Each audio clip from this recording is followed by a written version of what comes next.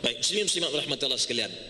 Tadi Ustaz Syed dah sebut dah kenapa kita nak kena jadikan masjidku rumahku. Rumahku masjidku boleh juga, dengan syarat masjid yang dekat rumah pun kita tak tinggal. Gitu. Maknanya rumah kita kena ada ruang untuk kita sembahyang, dan masjid yang ada dekat rumah kita juga kita kena jadikan rumah kita yang kedua. Malam ni tuan-tuan sekalian, kedua-dua panel kiri kanan ni kebetulannya rumah depa banyak. Dua orang rumah banyak. Hak tengah tu depa baru bagi test rasa kursi pengantin malam ni. Tu tak apa nak cakap. Saya tanya tadi tu pasal pengantin ni tak cakap banyak. Kursi pengantin. Lepas tu ada kursi satu lagi baru kena elok. Tuan-tuan sekalian. Baik, kita nak pergi pula kepada Ustaz Fawaz. Dia duk kenyih lama ni nak jawab soalan tak sabak-sabak ni. Tadi Ustaz Syed sebut rumah kita, masjid ini kena jadi rumah kita. Tapi Ustaz Fawaz, kadang-kadang orang kata dia kata saya main masjid, dia kata bilik air ada teruk pada rumah saya lagi Ustaz. Tu saya tak lalu nak pergi. Pasal saya ni penyakit saya, tiap-tiap kali semayang, habis semayang kerja nak cari bilik air, masuk bilik air masjid, tak jadi masuk balik. Nak kena balik rumah juga. Dia tak lekat dia dengan masjid tu. Dia kata apa? Bilik air masjid kotor. Dia duk kira salah bilik air masjid juga. Jadi lepas tu dia kata pula, kalau aku pergi masjid, dia kata ustaz hak ceramah tu duk kerja kata kat aku. Tak ada kerja lain. Ustaz ceramah tu kerja kata kat tu, kata kat aku. Jadi tu yang tak mau masjid ni. Jadi sebenarnya Ustaz Fawaz, macam mana kita nak buat masjid ni supaya betul-betul jadi rumah kita? Kita ni nak buat lagu mana, individu ni apa peranan masyarakat, hak masjid pula nak buat lagu mana, supaya semua pihak yang terlibat benar-benar menjadikan masjidku rumahku. Silakan Ustaz Fawaz. Cara kenyah tu nampak jawab panjang tu. Silakan. Baik. A'udzubillahi minasyaitonirrajim. Bismillahirrahmanirrahim. Assalamualaikum warahmatullahi wabarakatuh. Alhamdulillah wa kafa, wassalatu wassalamu ala rasulina al-mustafa wa ala alihi wa sahbihi wa man ihtada. Allahumma ja'al jam'ana hadha jam'an marhuma wa tafarruqana min ba'dihi tafarruqan ma'suma, thumma amma ba'd. Terima kasih ucapkan pada al-fadil moderator Ustaz Afnan Hamimi bin Tib Azamuddin. Terusnya yang dihormati al-fadil Ustaz Syed Abdul Kadir bin Syed Husin Al-Jufri. Terusnya pengurusi seluruh ahli jawatankuasa Masjid Kubang Semang. Terusnya muslimin muslimat, ibu-ibu ayah-ayah yang dirahmati Allah Subhanahu wa taala sekalian. Malam ini kita bicara berkaitan dengan satu tajuk yang agak besar. Kita bicara berkaitan dengan tajuk masjidku rumahku. Bagaimana kita nak menjadikan masjidku ni sebagai rumahku? Sebagai yang pertama ya ibu sekalian, kita baru ni sambut hijratul Rasul sallallahu alaihi wa ala alihi wasallam. Dalam peristiwa hijrah tersebut, Nabi sallallahu alaihi wasallam keluar daripada kota Mekah pada waktu malam bersama dengan Sayyidina Abu Bakar As-Siddiq radhiyallahu anhu, datang ataupun keluar daripada kota Mekah menuju ke kota Madinah bersama dengan Abdullah bin Uraiqid, apa penunjuk jalan. Nabi sallallahu alaihi wasallam tiba di satu tempat ataupun di tempat yang kita sebut, kita kenal selama ni dengan nama Quba. Nabi SAW sampai di tempat tu tempat yang pertama Nabi sampai. Dan bila Nabi SAW sampai di situ, apa yang Nabi bina di situ? Nabi tak buat rumah. Boleh faham terjemahannya tak? Nabi tak buat rumah. Apa yang Nabi bina kali pertama bila sampai di tempat yang bernama Quba tersebut? Nabi bina satu masjid. Betul salah? Betul. Kemudian Nabi SAW meneruskan perjalanan selepas beberapa ketika berada di Quba. Nabi teruskan perjalanan. Bila sampai di kota Madinah, apakah perkara pertama yang Nabi bina di kota Madinah? Nabi bicara tajuk rumah. Nabi bicara mana tempat tinggal yang terbaik kah? Nabi bicara mana nak tidur malam kah? Ada tak? Tak ada. Nabi SAW membina Masjid Nabawi. Dan ketika mana pembinaan Masjid Nabawi tersebut, Nabi SAW turut serta sekali dalam pembinaan tersebut. Ada sahabat boleh angkat batu satu, ada sahabat yang nak angkat batu tak boleh dan sebagainya. Nabi SAW manusia yang mengangkat batu yang paling berat dan paling banyak. Sahabat lain angkat satu, Nabi SAW angkat dua. Apa tujuan Ustaz? Di antara benda yang Nabi SAW nak tunjuk kepada kita, satu daripadanya pentingnya tempat, pentingnya satu institusi yang bernama masjid.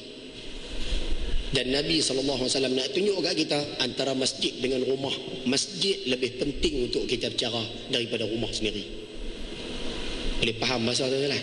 Sebab tu Nabi SAW duduk di rumah Abu Ayyub Al-Ansari. Betul?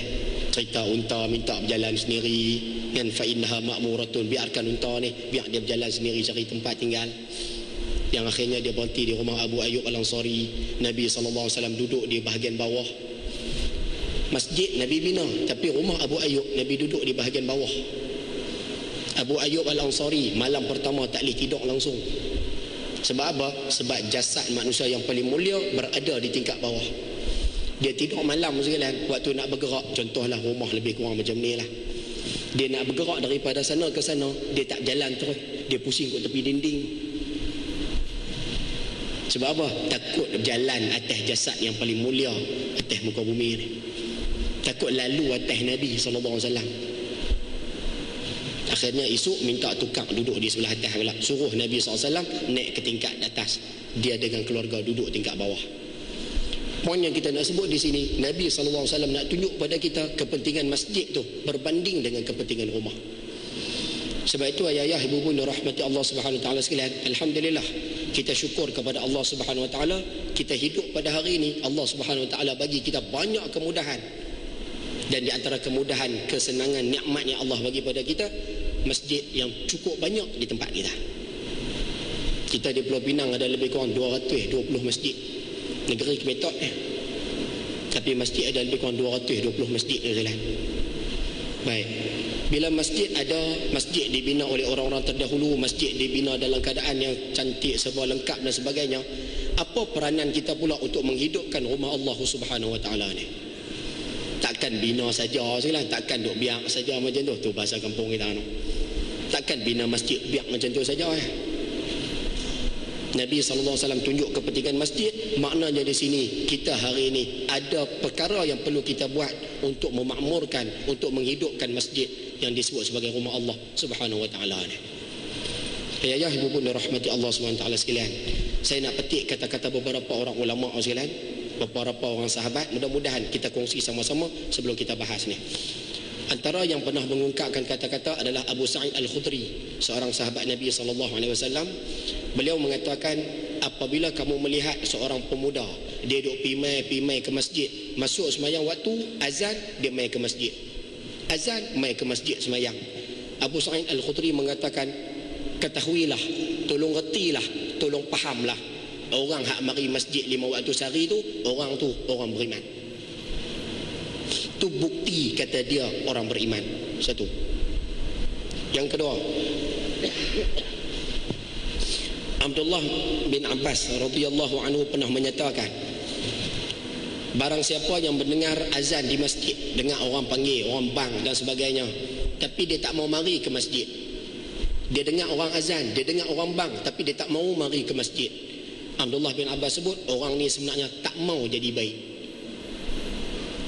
Dia tidak mahu melihat kebaikan. Kita translate bahasa kampung kita ni, dia tak mau jadi baik. Dia dengar azan, dia tak mau main masjid. Dia dengar azan, dia tak mau main rumah Allah. Dia ni tak mau jadi baik. Nak menunjukkan kata pentingnya ayah ibu sekalian memakmurkan rumah Allah Subhanahu Wa Taala ini. Sebab itu malam ni insya-Allah kita akan sebut beberapa kaedah simple sekalian, macam mana cara nak perhidup rumah Allah Subhanahu Wa Taala ni. Yang pertama, kita sebagai individu, ayah-ayah ibu-ibu yang ada di sini, boleh tak kita minta tolong? Mulai daripada hari ini, antara benda yang pertama yang mungkin kita boleh buat, bila mendengar azan di masjid, bila dengar orang bang, kita nak minta pakak mari mai ke masjid, semayang berjemaah di masjid. Cara kita nak perhidupkan rumah Allah Subhanahu Wa Taala ni, nombor satu, dengar bang azan, mari mai ke masjid. Boleh? Ya. Ustaz nak balik buat kerja lain dulu Ustaz. Kita minta kalau boleh tinggal Ustaz kerja lain, dengar azan terus mari masjid. Apa yang kita nak buat? Kita nak minta mari bersemayang berjemaah di masjid. Itu nombor satu. Ada sebuah hadis, ada yang mengatakan ni kata-kata Sayyidina Ali, ada katanya hadis Nabi SAW, la salata li jaril masjid illa fil masjid. Tidak dikira semayang bagi orang yang duduk berjiran dengan masjid melainkan dia semayang dalam masjid. Kita terjemah bahasa kampung, orang yang semayang, orang yang duduk sebelah masjid, duduk dekat masjid, tapi dia azan, dengar azan, dia tak mau semayang di masjid, dia semayang di rumah. Ada ulama mengatakan semayangnya tidak diterima. Ada ulama mengatakan semayangnya diterima tapi tak dapat pahala. Ada yang mengatakan semayangnya diterima, dapat pahala, tapi semayangnya tak sempurna. 3 pendapat. Sebab tu kita minta cara nak hidup masjid, nombor 1, semayang berjemaah, mari. Yang kedua, kita minta ayah-ayah, ibu-ibu yang ada di sini, bila mari waktu maghrib, kita minta kalau boleh, mari kuliah.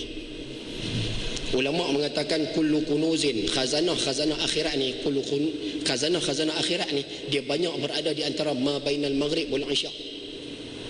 Khazanah akhirat ni, benda-benda yang berkait dengan akhirat ni, dia banyak ada waktu maghrib isya.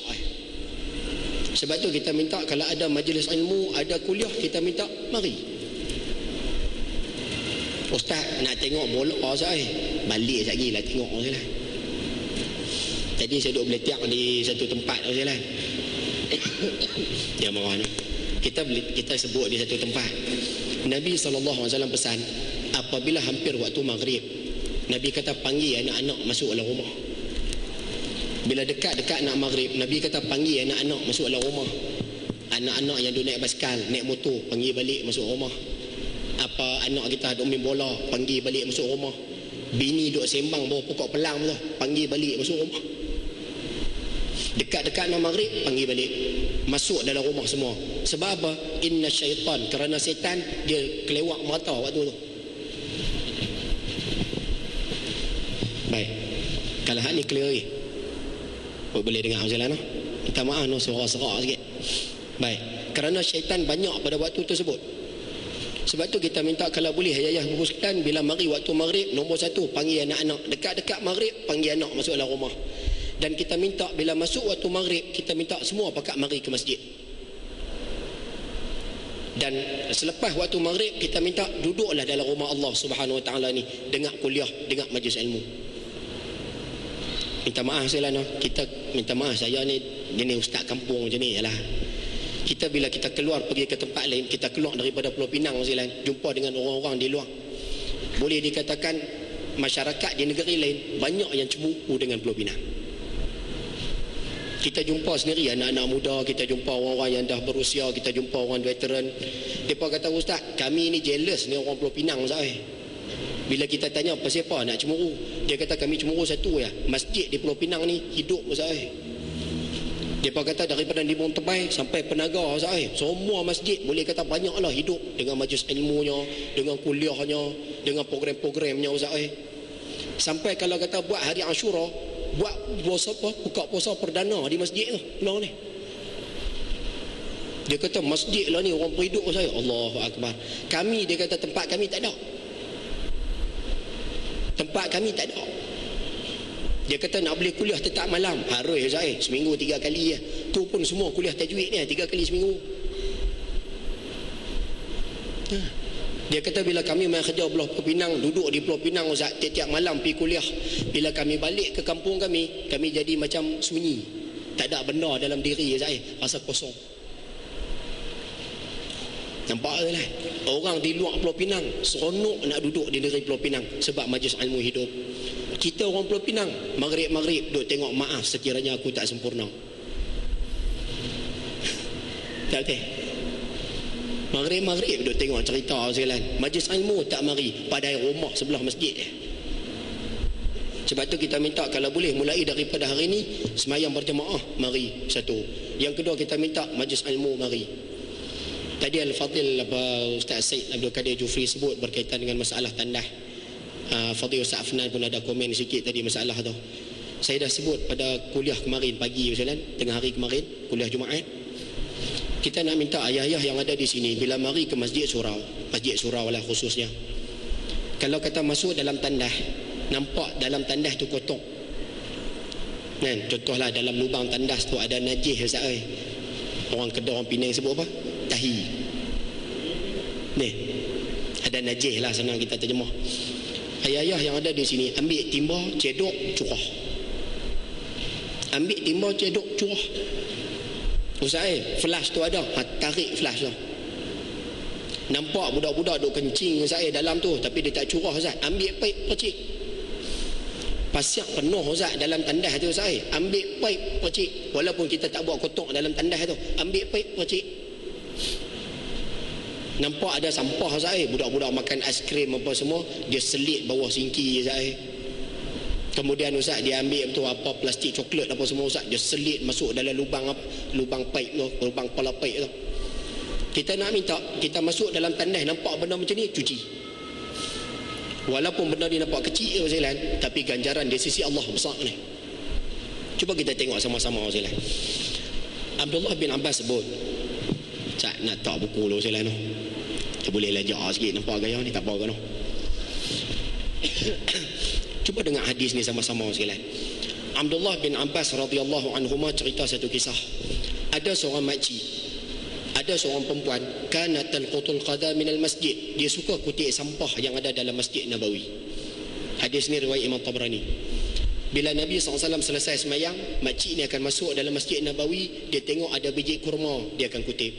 Dia tengok ada pelepah tamar, kalau terpelanting masuk, dia kutip. Dia nampak kalau ada daun-daun kering, dia kutip. Tu kerja dia. Lepas sahabat-sahabat balik, dia masuk dalam masjid, dia kutip. Zaman dulu mana ada pintu pagang kunci je lah dulu. Dulu tak ada. Sampai satu masa, fotofiat, makcik tu meninggal dunia. Falam yu'zanin Nabi sallallahu alaihi wasallam bidafniha. Bila makcik ni meninggal dunia, para sahabat uruskan makcik ni. Tapi para sahabat tak cerita pada Nabi sallallahu alaihi wasallam. Para sahabat buat kasak bahasa, para sahabat buat senyap yalah. Tak habaq kat Nabi sallallahu alaihi wasallam. Nak abang buat apa? Makcik kutip sampah. Baik. Bila Nabi sallallahu alaihi wasallam tanya, mana makcik yang kutip sampah ni? Sahabat-sahabat kata, ya Rasulullah, dia meninggal dah. Cuba tengok Nabi sallallahu alaihi wasallam sebut apa Rasulullah. Baginda bersabda, idza mata mayyitun fa'adhinuni. Nabi kata kalau ada siapa-siapa di Madinah ni mati, cerita kat aku. Siapa-siapa di Madinah ni mati, bagi tahu aku. Baginda sallallahu alaihi wasallam mengambil berat tentang perihal kematian seseorang manusia. Nabi kata kalau siapa-siapa meninggal, bagi tahu aku. Nabi SAW pergi ke kubur makcik tersebut, fasalli alaiha. Nabi semayang jenazah atas kubur tersebut. Selesai semayang, Nabi pusing kepada para sahabat. Baginda bersabda, inni ra'aituha fil jannah. Nabi kata aku nampak makcik ini, dia sekarang dalam syurga. Lima kanat tanqutul qada minal masjid. Sebab masa dia hidup dulu, dia suka kutip sampah dalam masjid. Dia suka bersihkan sampah-sampah yang ada dalam masjid. Nampak kan? Amalan dia kecil ya. Amilat qalilatan, amalan dia kecil ya. Wa ujirat katsiratan, tapi ganjaran dia besar di sisi Allah Subhanahu wa taala. Sebab tu kita minta kalau boleh ayah-ayah yang ada di sini, kita nak jadikan masjid kita rumah kita. Kita duduk di rumah selalu cuci bilik air. Kita duduk di rumah kalau berlumut kita tak boleh tengok. Kita minta mari ke masjid, jagalah kebersihan masjid. Kita minta jangan duduk ludah dekat longkang lah. Minta tolong lah, jangan duduk ludah kat longkang tu, tak ada adab lah. Kita minta duduk dalam masjid tu saya duduk gerit kuku. Kita minta duduk dalam masjid, tolong jaga ada adab dalam masjid. Jangan duduk isap rokok, lempak puntung rokok kat luar tu lah. Jangan. Kita pergi satu tempat, dia jenis tingkap nakur. Apa dia buat Ustaz? Dia sembang-sembang, huha-huha-huha. Dia bangun-bangun, dia ludah sekalian. Meleleh ayak liak kot tingkap nakur. Ngotok tu ya. Kubang semang tak ada orang macam tu no. Macam ada nampak gaya sekalian. Dan kita minta kalau ada tolong berhenti sekalian. Sebab kita nak perhidupkan masjid rumah Allah ini, nombor satu, kita perlu memainkan peranan seperti yang kita sebutkan tadi. Boleh faham sekalian? Satu. Yang kedua, kita nak perhidup rumah Allah ini, AJK masjid perlu main peranan. Kubang semang okey insya-Allah. AJK masjid perlu main peranan. Kita nak minta perhidupkan masjid dengan acara-acara majlis ilmu dan sebagainya. Kita minta kalau boleh majlis ilmu buat sekerap yang mungkin. Kita minta kalau boleh apa-apa program buat di masjid. benarkan anak qaryah buat program di masjid. Sekarang ini banyak masjid buat kenduri semua dalam kawasan masjid. Cantik bah. Cantik bah Zelan. Nak buat kenduri, kamu nak buat kenduri, tak payah sewa dewan, mai ke masjid ni. Tapi dengan syarat nak buat kenduri boleh, bagi tahu kepada tuan nak buat kenduri tu. Nak kenduri aurat jaga. Tulis siap-siap dalam kad tu. Kenduri buat di masjid, jadi masing-masing tolong jaga adab masuk masjid, tolong tutup aurat. Bila mari waktu azan, suruh pakat ni semua rehat sah, mayang dulu. Tak betul lah. Siapa nak mainkan peranan ni Ustaz? AJK masjid tu lah. Bila AJK masjid benarkan perkara ini, AJK masjid war-warkan benda ini, baru anak qaryah berani buat. Dan kita minta benda ni nak kena periduk ayo Ustaz. Kubang Semang cukup cantik ni. Ni tambah belakang ni kalau nak buat kenduri cukup cantik ni. Nak buat tahlil pukul 11.30, anak-anak mahtafiz ada siap dah. Cuma kita nak minta bila buat seumpama tu tolong jaga adab-adab masuk masjid ya Zelan. Kemudahan cukup banyak. Siapa nak buat benda ni? AJK masjid lah. Sebab tu kita minta kalau boleh ayah-ayah guru sekalian, siapa yang bergelar AJK masjid, pegawai masjid, dia perlu memainkan peranan untuk menghidupkan masjid ni. Bahasa mudah macam ni lah sekalian.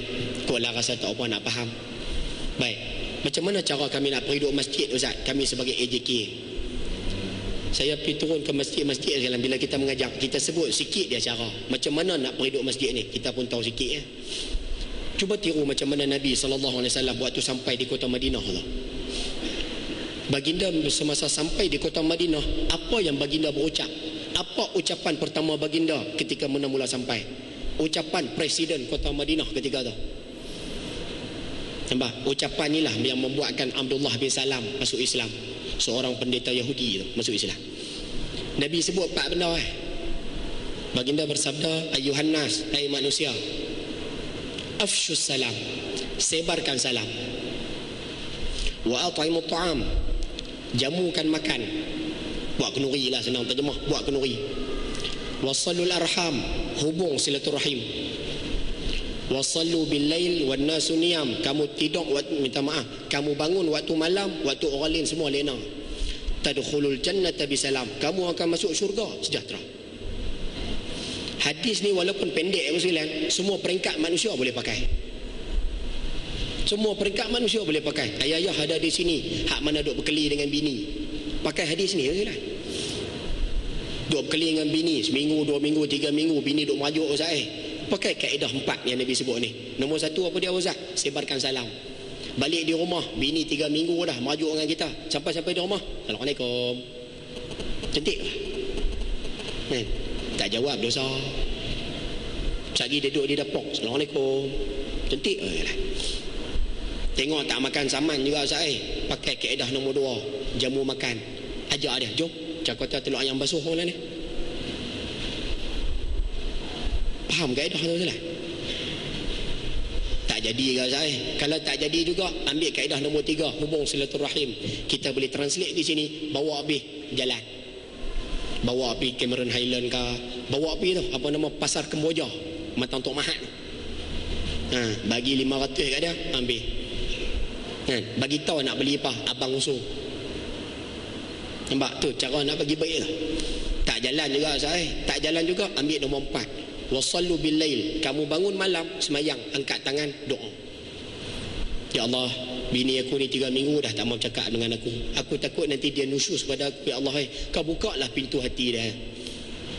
Kalau aku buat silap, aku mohon ampun ya Allah, dan kau buka lah hati dia supaya dia lembut balik dengan aku. Pakai kaedah ni ya Ustaz. Habis tu kalau masjid Ustaz, pegawai masjid nak ajak orang main masjid ramai-ramai Ustaz, pakai kaedah ni juga. Nak ajak orang mari kuliah Ustaz, kuliah orang tak mau mari Ustaz, pakai kaedah ni. Jumpa orang, Assalamualaikum, mat, malam ni mai lah masjid Kubang Semang ada kuliah.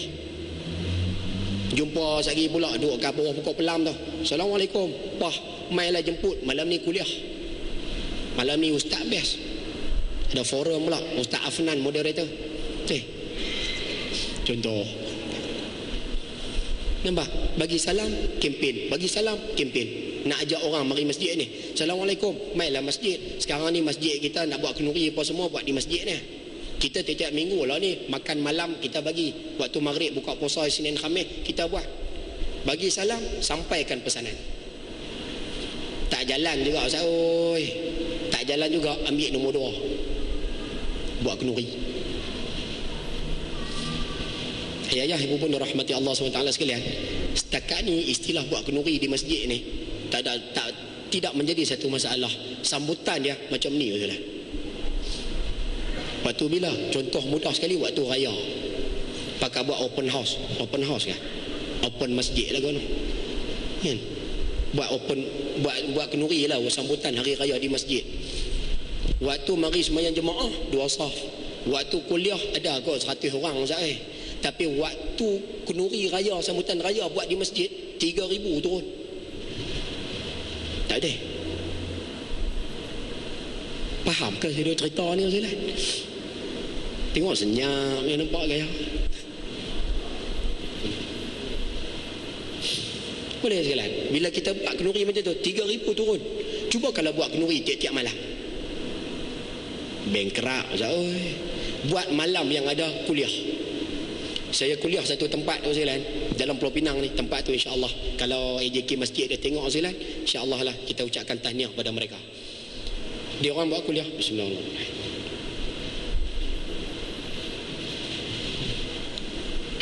Tamaan suara tak apa-apa ada sekalian. Baik. Masjid tersebut bila malam ada kuliah, mereka akan buat siap-siap kenduri. Tiap-tiap malam ada kuliah, ada nasi. Lepas kuliah makan nasi. Nasi kandang ada.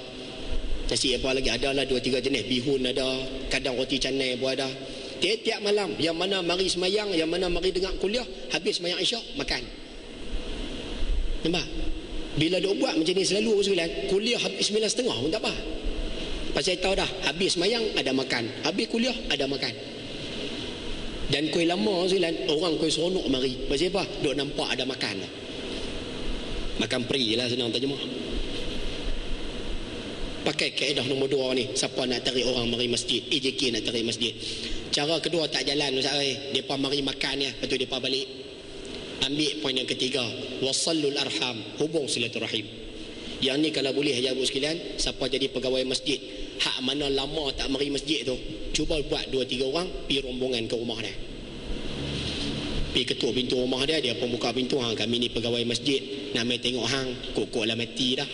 Oh dia bahasa. Kan, lama tak nampak batang hidung di masjid ni, kok lah padam dah ke apa kah. Tu dipanggil hubung silaturahim. Pi sekalian. Hak mana tengok lama tak nampak batang hidung tu, pi. Kalau nak buat keras, takut tak jadi je sekalian. Ada masjid kita dapat maklumat di Pulau Pinang tu sekalian, dia buat keras sikit. Dia kata siapa tak mari masjid, kalau kawan tu mati, semayang balai lintang. Kalau kata tak mari mayang di masjid, kalau dia mati, semayang balai lintang. Pengurusi dengan AJK masjid buat keras sekalian. Rupanya baru umumnya, tak buat lagi pun. Tak ada lagi lah yang semayang kat balai lintang tu. Baru umum. Sah di masjid tu bertambah beberapa lain baru. Baru umum ya, siapa tak mari masjid, mayang balai lintang. Bakak mari masjid meneru. Nampak sekalian, kita nak buat keras sampai tahap tu kita rasa tak padan lagi kot. Tak apalah, kita tarik dulu pi rumah.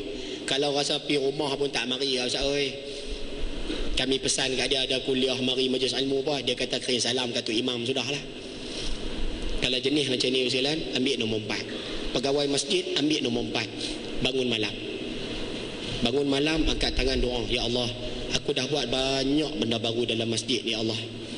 Aku dah buat dah program untuk masjid ni Allah, nak bagi anak Qaryah ni faham agamamu ya Allah. Tapi mereka tak mau mari ya Allah. Kau bukalah pintu hati mereka supaya mereka mari ke masjid ni. InsyaAllah 4 kaedah ni silat boleh pakai bagi siapa yang jadi pegawai-pegawai masjid dalam usaha nak tarik jadikan masjid ke rumahku ni. Boleh faham bahasa tu silat? 2. Yang ketiga, nak bagi masjid kita meriah, nak bagi masjid kita ini membangun dan sebagainya, peranan pihak berkuasa yang ni kena lah. Tak tak kira lah pihak berkuasa tu kalau kata di Pulau Pinang ni majlis agama ke, ataupun kerajaan negeri ke, ataupun kerajaan Malaysia, kerajaan persekutuan. Kita nak sebut tanggungjawab pihak berkuasa penting dalam menghidupkan masjid ini. Pihak berkuasa sepatutnya memberikan bantuan yang secukupnya kepada pihak masjid untuk buat program. Patutnya pam duit banyak sikit pada pihak masjid untuk buat program. Satu. Yang kedua, sepatutnya kena gunakan media massa, media elektronik, TV dan sebagainya ni, banyakkan kempen iklan di masjid tu. Kempen datang ke masjid, kempen mari ke masjid, kempen imarahkan masjid. Patut pihak berkuasa kena gunakan media tu, kempen orang banyak mai ke masjid. Tu tanggungjawab dia lah. Baru orang boleh terlibat banyak mari ke masjid. Dua. Yang ketiga, pihak berkuasa juga boleh, macam tak silap saya kedai ni buat kot. Abang direct ni. Bila mari waktu maghrib Ustaz, kedai-kedai pihak berkuasa boleh suruh lampu semua tutup. Waktu dibaling dulu macam tu kan? Di Terengganu, arahan pihak berkuasa waktu maghrib semua kena mari masjid, pasal malam semua tutup lampu. Sehari 10 minit lepas habis semayang, buka balik, belilah, nak beli apa pun. Siapa nak kena buat apa ni? Yang ni pihak berkuasa saja mempunyai autoriti untuk buat benda ni Ustaz. Jadi bila masing-masing main peranan cukup cantik, diri sendiri main peranan, pihak AJK masjid main peranan, kemudian pihak berkuasa main peranan, kita akan tengok masjid akan jadi rumah kita yang pertama. Rumah kita di sana akan jadi rumah nombor 2. Barulah terhasil masjidku, rumahku. Mudah-mudahan sekalian sedikit perkongsian buat round yang pertama ini. Wallahu a'lam. Terima kasih Ustaz Fawaz yang pengurusi dah ataupun last sekali dia sebut, sebenarnya masjid ni kena jadi rumah yang pertama. Rumah kita yang di rumah tu kena jadi rumah yang kedua. Yang ni kena bincang elok orang perempuan ni. Kena bincang elok orang perempuan ni. Satgi dia jadi masalah tuan-tuan, tapi Ustaz Fawaz dia ada pengalaman dah. Jadi dia cakap tu atas pengalaman dia. Alhamdulillah tuan-tuan silat.